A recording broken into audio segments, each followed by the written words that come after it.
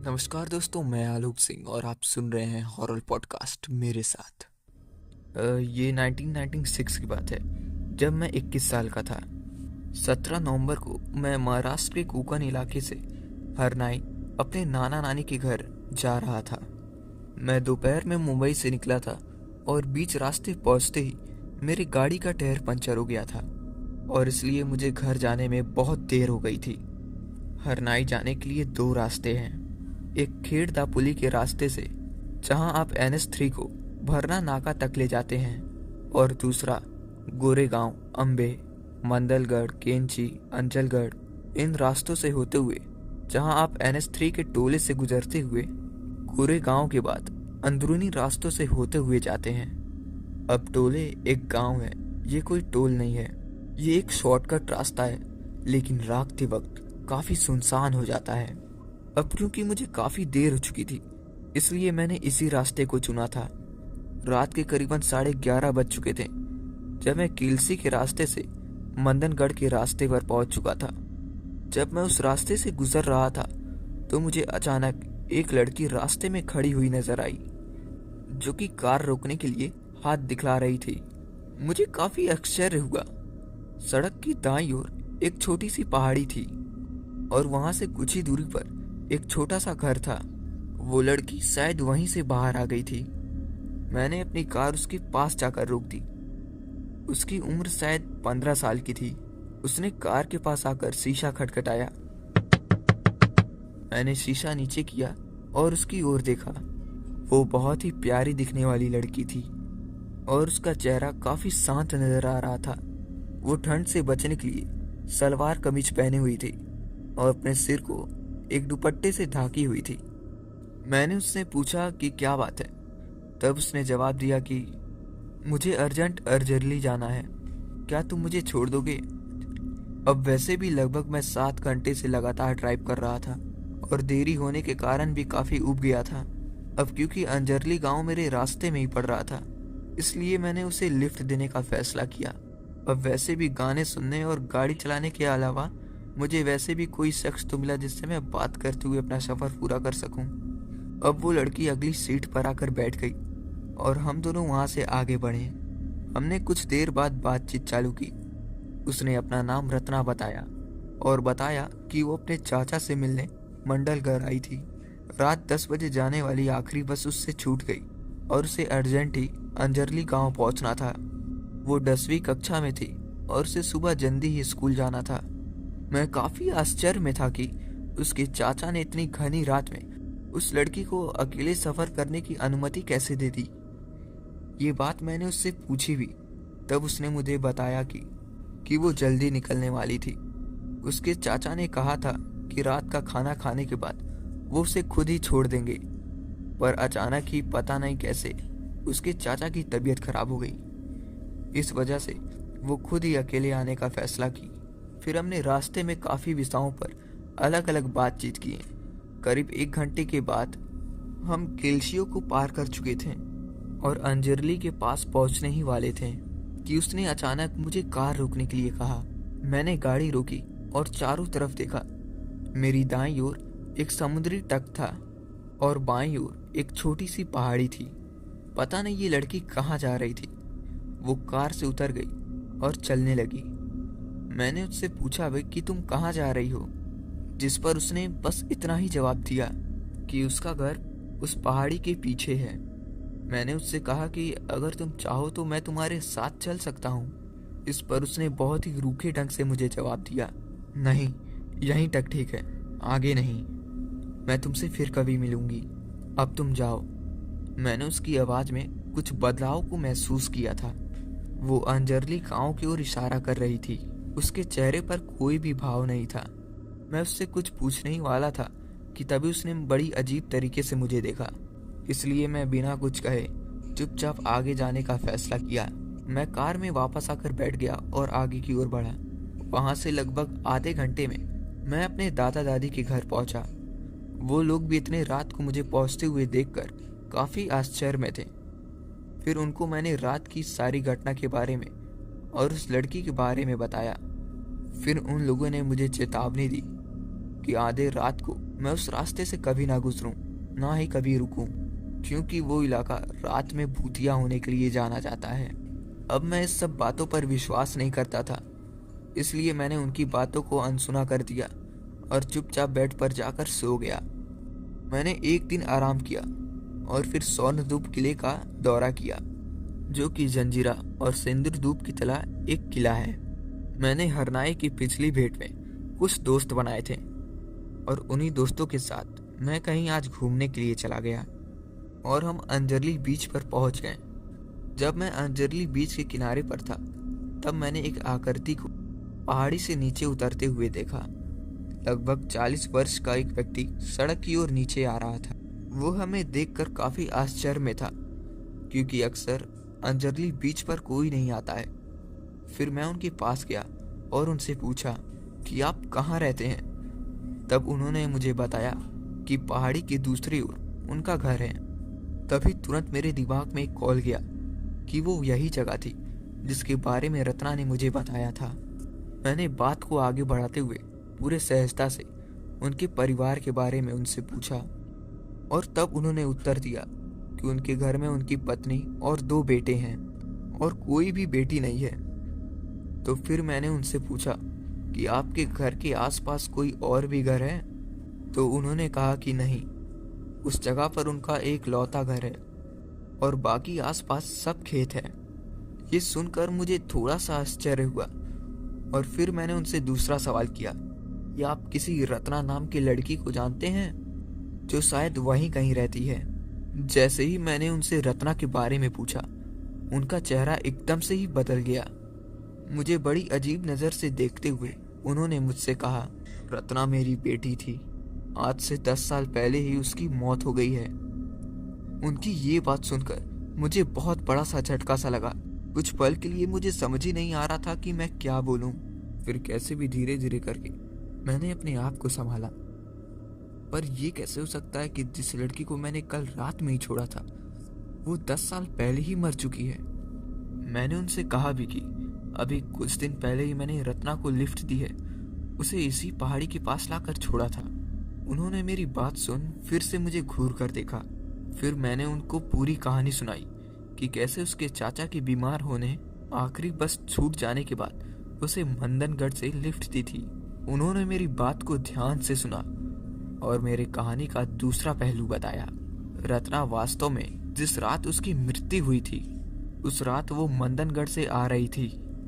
उसका भाई उस वक्त मंदनगढ़ में था, जो कि बीमार था, और रत्ना ने आखिरी बस छूट जाने के बाद किसी कार से लिफ्ट ली थी। कार का उसी जगह पर फिर एक्सीडेंट हो गया था। असल में कार ड्राइवर काफी थका हुआ था और गाड़ी चलाते वक्त उसकी आंख लग गई। ड्राइवर को भी बहुत चोटें आई थी, लेकिन वो बच गया। लेकिन उस टाइम रत्ना की मौके पर ही मौत हो गई थी। मुझे अभी भी उनकी बात पर विश्वास नहीं हो रहा था। शायद ऐसा भी तो हो सकता है कि रत्ना नाम के जिस लड़की के बारे में मैं बात कर रहा हूँ, वो कोई और लड़की भी तो हो सकती थी। मैं उस व्यक्ति के साथ पहाड़ी की दूसरी ओर उनके घर की ओर चला गया। जैसे ही मैं घर के अंदर दाखिल हुआ, मैं एक दीवार पर एक लड़की की फोटो देखी, जिस तस्वीर को फूलों का हार चढ़ा हुआ था। उस तस्वीर को देखने के बाद मुझे सब कुछ क्लियर हो गया कि इस बात में और कोई शक नहीं था कि वो यही लड़की थी जिससे मैं कुछ दिन पहले मिला था। रत्ना इसी व्यक्ति की बेटी थी जिसकी मृत्यु आज से 10 साल पहले ही हो चुकी है। जब मैं वहां पर खड़ा था, तब अचानक से ही मेरे दिमाग में एक विचार आया कि क्या होता अगर उस रात मैं उसके पीछे पीछे उसके साथ उसके घर की ओर आता। तो मैं उससे 17 नवंबर को मिला था और मुझे आश्चर्य तब हुआ जब उसके भाई ने मुझसे बताया तो कि 10 साल पहले रत्ना की मृत्यु इसी सेम डेट को हुई थी। इस बात को सुनकर मेरे रीढ़ की हड्डी से सीलन दौड़ गई, माथे पर पसीना आ गया। मैंने उनके परिवार के लोगों से पूछा कि क्या किसी ने उसको मरने के बाद भी देखा है। मैंने अपने सफर के दौरान अंजरले, हरनाई गांव के साथ साथ केलची में भी कुछ लोगों से पूछताछ की थी। क्या किसी ने मंदनगढ़ से किसी 16 या 15 साल की लड़की को लिफ्ट दी थी, लेकिन मुझे एक भी आदमी ऐसा नहीं मिला जिसने कभी उसे देखा हो या फिर लिफ्ट दिया हो। और फिर मेरी छुट्टियां खत्म हो गईं। छुट्टियां खत्म होने के बाद मैं उसी रास्ते से वापस अपने घर को आ गया। घर आने के बाद भी मेरे दिमाग में वही सब बातें चल रही थीं। मैं बार बार बस यही सोचता रहा कि ये कैसे हो सकता है कि मेरी मुलाकात किसी आत्मा से हुई हो, लेकिन मुझे उसका कोई भी जवाब नहीं मिल पा रहा था। मेरे मन में एक सवाल था कि अगर 10 साल बाद उसकी मृत्यु हुई थी तो इन 10 सालों में वो आखिर कहाँ थी। 10 साल बाद अचानक उसकी वापस आने की क्या वजह होगी, और सभी लोगों को छोड़कर, अपने परिवार के लोगों को छोड़कर वो सिर्फ मुझे ही क्यों दिखलाई दी, और मुझे ऐसा क्यों कहा कि मैं तुम्हें फिर मिलूंगी। क्या मुझे उससे मिलना चाहिए था? मैं एक बात को लेकर श्योर था कि उसका मुझे चोट पहुंचाने का या फिर डराने का कोई भी इरादा नहीं था। अगर उसका कोई ऐसा इरादा होता तो उसी रात को उसके पास पूरा मौका था, क्योंकि उसके साथ मैं करीबन 1 घंटे तक था। फिर जैसे जैसे दिन बीतते गए, रत्ना से मेरी मुलाकात की यादें धुंधली होती गईं। इस बीच मैंने एक नई नौकरी ज्वाइन कर ली थी, और फिर मैंने अपने ऑफिस और दूसरे कामों में काफ़ी बिजी होने लगा था। नौकरी के बाद अगले 2 सालों से मैं हरनाई नहीं जा पाया। हालांकि मैं अपने दादा दादी से तब मिला था जब वो मुंबई हमसे मिलने आए थे। ऑफिस से छुट्टी ले पाना मेरे लिए बहुत मुश्किल था, लेकिन आखिरकार करीबन 2 साल बाद ऑफिस से मुझे एक लंबी छुट्टी मिल गई थी, और फिर मैंने हरनाई जाने का फैसला किया। हरनाई की सफ़र की बातें सोचते ही रत्ना की यादें मुझे फिर से आने लगी। पता नहीं इस बार मैं फिर से उससे मिल पाऊंगा या नहीं। अगर मैं फिर से उससे मिला तो क्या होगा? क्या मुझे फिर से उससे मिलना चाहिए? मुझे उससे कुछ पूछना चाहिए? मुझे ये सब बातें सोचकर डर तो बिल्कुल भी नहीं लग रहा था। बस वो अगर मुझसे मिलने वाली है तो मैं उससे मिलने के लिए काफ़ी बेताब था। मैं रात के 11 बजे मंदनगढ़ से निकलने के लिए मुंबई की ओर रात को देर से निकला, लेकिन इस बार वो कहीं मुझे दिखलाई नहीं दी। मैंने उसी जगह पर 10 मिनट रुक के उसका इंतज़ार भी किया और उम्मीद करता रहा कि वो मुझे दिखलाई देगी, लेकिन कोई भी फायदा नहीं हुआ। मैंने सोचा कि शायद अगली मुलाकात की कोई हादसा होगा, और मैं आगे बढ़ गया। और एक और साल बीत गया, और एक बार फिर से मुझे हरनाई जाने का मौका मिला। उस दिन मेरे दादाजी ने सभी परिवार के लोगों के लिए एक आयोजन किया हुआ था। अब मुझे छुट्टी देर से मिलने के कारण मेरे माता पिता पहले ही गांव की ओर चले गए थे, और जब मुझे छुट्टी मिली तो मैं एक बार फिर उसी रास्ते हरनाई की ओर रात के टाइम निकल पड़ा। पिछली बार की तरह इस बार भी मैं मुंबई से देर रात्रि में निकला हुआ था, लेकिन इस बार मेरे दिमाग में रत्ना का कोई भी ख्याल नहीं था, बल्कि ऑफिस के काम की वजह से मुझे निकलने में काफ़ी देर भी हो गई थी। मैंने NH3 के टोले फाटक को पीछे छोड़ा और लगभग 11:30 बजे मंदड़गढ़ पहुंचा। और जैसे ही मेरी कार उस जगह पर पहुंची जहां आज से करीबन 3 साल पहले मैंने रत्ना को अपनी गाड़ी से लिफ्ट दी थी, मैंने उसी जगह उसे फिर से देखा। हालांकि इस बार मुझे वो देखकर हाथ नहीं हिला रही थी, बल्कि उम्मीद कर रही थी कि मैं खुद ही कार रोक दूं। मैंने ठीक उसके पास जाकर कार को रोका, और वो मेरे कार के पास आकर खड़ी हो गई। उस पल मैंने अपने घड़ी में देखा, तारीख थी 17 नवंबर। उसने आराम से कार का दरवाज़ा खोला और बिना कुछ कहे हुए कार के अंदर आकर बैठ गई। उसके शरीर पर वही सलवार कमीज थी जो आज से 3 साल पहले उस रात को उसने पहनी हुई थी, और उसका वही वो शांत चेहरा। मुझे उसके ऐसे दिखलाई देने और कार में बैठने से बिल्कुल भी डर नहीं लगा, क्योंकि मुझे यकीन था कि उसका मुझे चोट पहुंचाने का कोई भी इरादा नहीं है।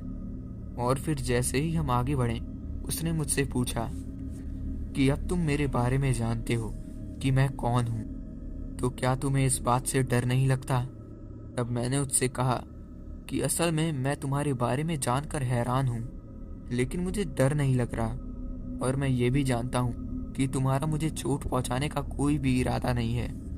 उसने सिर हिलाकर मुझे हाँ कहा, और ये भी कहा कि हर आत्मा मेरी तरह शांत नहीं होती, और कुछ आत्माएं तो वाकई में बहुत बुरी होती हैं। लेकिन मेरे मन में अभी भी काफ़ी सारे सवाल थे। उसकी पहली मुलाकात के बाद मैंने आत्माओं से मुलाकात के बारे में काफ़ी विषयों पर काफ़ी किताबें पढ़ी, और कुछ जानकार लोगों से बातचीत भी की थी। और अब मेरे कार में मेरे बगल में ही एक आत्मा बैठी हुई थी। मेरे लिए ये बहुत अजीब सा एहसास था। मैंने उससे एक के बाद एक सवाल पूछने शुरू किए और उसने मेरे सभी सवालों का जवाब बड़ी आराम से पूरी डिटेल में ज़रूरी बातों के साथ जवाब दिया कि मुझे उसने जो जो जानकारी दी इतनी डिटेल में कि वो सब बातें मैं यहाँ पर आपको बता नहीं सकता, क्योंकि मैं इन सब विषयों पर पहले से ही किताबें पढ़ी हुई थी। क्योंकि पहले से मैंने जो कुछ भी पढ़ा था उसके विषय में भी काफ़ी बातें मुझे कंफर्म हो रही थीं। उसने मुझे बताया कि मृत्यु के समय और मृत्यु के तुरंत बाद क्या होता है। मैंने उससे पूछा कि मृत्यु के बाद हमारी पहली मुलाकात से पहले वो 10 साल आखिर कहाँ पर थी। तब उसने मुझे जवाब दिया कि वो सूत्र शरीर के रूप में भूदोल लोक में थी, जो कि पतली हवा से बना है। फिर मैंने उससे आगे क्या पूछा कि ये 10 साल के बाद तुमने आखिर मुझे ही क्यों ये सब बातें करने के लिए चुना। कि जिस पर उसने कहा कि ऐसा इसलिए था कि इन 10 सालों में मैं वो पहला व्यक्ति था कि मैं उसे देख सकता था और वो अवचेतन तच पर मुझसे बात कर सकती थी। हर किसी के लिए किसी आत्मा से बात करना संभव नहीं है। और उसका एक और पहलू है कि आत्माएं हर किसी से बातचीत नहीं कर सकती। तो फिर मैंने उससे पूछा कि अगली वर्ष हरनाई जाते समय मैं तुमसे फिर क्यों नहीं मिल पाया। तब उसने मुझसे कहा कि उस रात मैं सूक्ष्म रूप से मानव रूप धारण नहीं कर सकी, हालांकि वो मुझे इंतजार करते हुए देख सकती थी। फिर मैंने उससे अगला सवाल किया कि वो इस व्यवस्था में आखिर कब तक रहेगी और फिर से कब जन्म लेगी, कि उसका क्या हाल होगा। तब उसने कहा कि उसका जीवन कुछ और साल तक नरस्त दुनिया में रहेगा, क्योंकि वो एक एक्सीडेंट में मारी गई थी, क्योंकि उसकी नियत मृत्यु के समय से पहले ही उसकी मौत हो गई थी। इसलिए उसके बचे हुए साल उसे इसी लोक में बिताने पड़ेंगे, जिसके बाद हो सकता है कि उसे फिर स्वर्ग लोक मिले। क्या होगा अगर मैं कहीं और जगह पर उससे मिलना चाहूँ। उसने कहा कि उसके लिए जगह की कोई भी पाबंदी नहीं है, लेकिन जब भी मैं चाहूँ तुमसे बार बार नहीं मिल सकती, क्योंकि ऐसा करना मेरे नियम के खिलाफ है, मेरे लिए बाधा उत्पन्न करेगा, जिससे हर एक आत्मा की इकाई बनी हुई है। ऐसे में भूअर लोक में उसका सफर और भी लंबा हो जाएगा। बात करते करते आखिरकार हम उस स्थान पर पहुंच गए जहां पर उसकी मृत्यु हुई थी। और उसने फिर मुझे पूरी घटना बताई कि ये सब कैसे हुआ था। दुर्घटना के बाद कार से फेंके जाने पर उसकी तुरंत ही मृत्यु हो गई थी और उसका सिर एक पत्थर से टकरा गया था। हमने कुछ देर तक अपनी बातचीत जारी रखी। वो मृत्यु के करीब पहुंचे हुए लोगों को उनकी मृत्यु के बाद अलौकिक जीवन में आदत डालने के लिए मदद करने लगी, क्योंकि ये उसे सौंपा गया हुआ कार्य था। कुछ देर बाद उसने मुझसे कहा कि अब उसका जाने का समय हो गया है। तब मैंने उससे आखिरी सवाल पूछा कि क्या तुम मुझसे फिर कभी मिलोगी। फिर उसने मुझे जवाब दिया कि वो मुझसे हर कहीं मिल सकती है, जैसा कि उसने पहले कहा था, लेकिन वो मुझसे तभी मिल सकती है जब मैं कहीं अकेले रहूंगा। ये सब बस शाम के बाद ही हो सकता है, लेकिन मुझे फिर भी एक बात का ध्यान रखना होगा कि हमारी मुलाकात बार बार ना हो, क्योंकि ऐसे में उसके जगत के नियम टूट सकते हैं। मैंने उससे बताया कि मैं उसके दुनिया में दखल अंदाजी नहीं करना चाहता, और जब उसके लिए ये संभव होगा तो वो खुद मेरे सामने आ सकती है और मुझे मिल सकती है। मुझे तुमसे मिलकर खुशी होगी। और उसके बाद फिर वो अंधेरे में दूर जाती गई और मैं अपनी कार में बैठ गया और आगे चला गया। मैं ये उससे दूसरी बार मिला हुआ था। इस मुलाकात के बाद करीबन 1 साल तक मैं रत्ना से नहीं मिला। फिर उसके अगले साल मेरे पिताजी अपने ऑफिस से रिटायर हो गए और हम शहर में एक नए घर की तलाश कर रहे थे। हमने एक अपार्टमेंट देखा था और उसको खरीदने के बारे में हमने डिसीजन भी ले लिया था। जल्द ही हम एक डील साइन करने वाले थे। कीमत के लिए प्रॉपर्टी डीलर और लोन के लिए बैंक से चर्चा भी हो गई थी। और ऐसे ही एक दिन भर की भाग दौड़ के बाद मैं थका हुआ वापस घर को आया था। मुझे रात के खाने के बाद टहलने की आदत थी, इसलिए मैं टहलने के लिए अपार्टमेंट की छत पर चला गया। उस वक्त छत पर कोई भी नहीं था। फिर मैं छत पर टहलने लगा। थोड़ी देर बाद मैं जैसे ही अपना तीसरा चक्कर लगाने के लिए मुड़ा तो मैंने देखा कि मेरे छत के कोने पर कोई खड़ा हुआ है। वो कोई परछाई थी। मुझे आश्चर्य हुआ कि ये कौन हो सकता है, क्योंकि तब मेरे मन में रत्ना का कोई भी विचार नहीं था और दरवाजा मेरे पीछे की ओर ही था। तो मुझे यकीन था कि वो जो कोई भी है वो दरवाजे की तरफ से तो नहीं आया होगा। सामान्य गति से चलते हुए मैं उस आकृति के पास पहुंचा और वो कोई नहीं बल्कि रत्ना ही थी। वो इस बार मेरी छत पर दिखलाई दी थी। मैं इस बार भी मिलकर उससे बहुत खुश था, लेकिन इससे पहले मैं उससे कुछ भी कहता, उसने मुझे एक बात बोली। उसने मुझे रूखी आवाज में कहा था कि तुम उस घर में मत जाओ। मैं आज बस यही बताने के लिए तुम्हें आई हूँ कि वो जगह तुम्हारे लिए अच्छी नहीं है। मैं उसका बात सुनकर चौंक गया कि आखिरकार रत्ना ने ऐसा क्यों कहा। ये वाकई में एक बहुत बढ़िया अपार्टमेंट था और हमने तो प्रॉपर्टी डीलर से बहुत मोल भाव करके डील को फाइनल की थी और ऊपर से बैंक लोन की बातचीत भी पूरी हो चुकी थी। इतना सब कुछ हो जाने के बाद ये लड़की आखिरकार मुझे घर लेने से मना क्यों कर रही है। मैंने उससे इसका कारण भी पूछा, लेकिन उसने मुझे कोई भी कारण नहीं बताया। बस इतना कहा कि उनके नियमों के खिलाफ है। उसने साफ साफ मुझसे बस एक बात कही कि वो घर तुम्हारे और तुम्हारे परिवार के लिए बिल्कुल भी ठीक नहीं है। मुझे उसकी आवाज में एक चिंता और एक आग्रह महसूस हो रहा था। वो मुझे और मेरे परिवार को वहां जाने के लिए रोक रही थी। उसकी बात सुनकर मैंने डील कैंसिल करने का निर्णय लिया, क्योंकि मुझे रत्ना पर पूरा भरोसा था। मैंने उससे कहा कि ठीक है, मैं वहां पर नहीं जाऊंगा। इसको सुनकर वो मुस्कुराई और छत के दूसरे कोने की ओर चली गई और देखते ही देखते वो एक पतली हवा में घुल मिल गई और मेरी आंखों के सामने से गायब हो गई। और उसके बाद मैंने इस डील को कैंसिल कर दी। और थोड़े दिन के बाद जब मैंने आस पड़ोस से खोजबीन की, पूछताछ की, तब मुझे पता चला कि कुछ साल पहले इस अपार्टमेंट के मालिक ने ही इसी अपार्टमेंट में अपनी आत्महत्या कर ली थी। और उससे पहले भी यहाँ पर एक हत्या हुई थी। इस अपार्टमेंट में जो हत्याएं हुई थी, शायद इसी कारण की वजह से रत्ना मुझे इस अपार्टमेंट से दूर रखना चाहती थी। रत्ना से मेरी कुछ और बार भी मुलाकातें हुई। फिर मैंने उससे पूछा भी कि क्या मैं तुम्हारी तस्वीर ले सकता हूँ, लेकिन तस्वीर लेने के लिए उसने मुझे मना कर दिया। उसने मुझे मृत्यु के बाद की जीवन और विभिन्न प्रकारों की आत्मा संस्थाओं और उस शक्तिशाली स्थान के बारे में बहुत कुछ बताया था, जिसे हम भगवान कहते हैं। शादी से पहले मेरी पत्नी ने भी उसे एक बार देखा था। मुझे वो तारीख अच्छी तरीके से याद है, 10 सितंबर 2005। जब आखिरी बार हमने उसे देखा था, तब उसने मुझसे कहा था कि अब समय आ गया है कि वो किसी दूसरे जीवन में चली जाए और हम अब कभी नहीं मिलेंगे। हमने बस उसे आशीर्वाद दिया और तब से आज तक हमने कभी उसे नहीं देखा। और मुझे उम्मीद है वो जहाँ भी है, जिस भी अवस्था में है, वो खुश होगी।